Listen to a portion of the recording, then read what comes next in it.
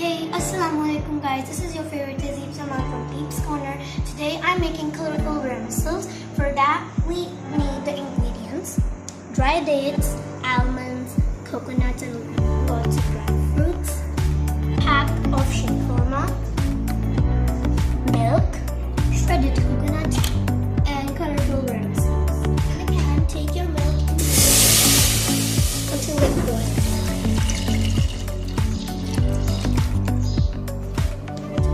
Every ingredient step by step.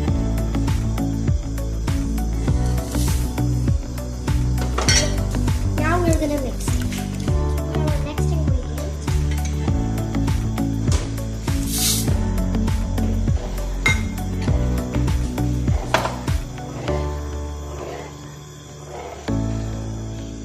Shredded coconut.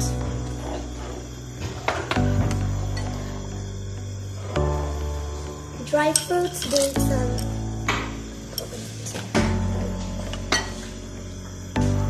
Now we are going to mix it. Now we are going to make it boil until it thickens. Your colorful vermicelli are ready, kind of. Look. Ta-da! Here we go. Your dessert is ready. Don't forget to subscribe my channel, like, share. Bye.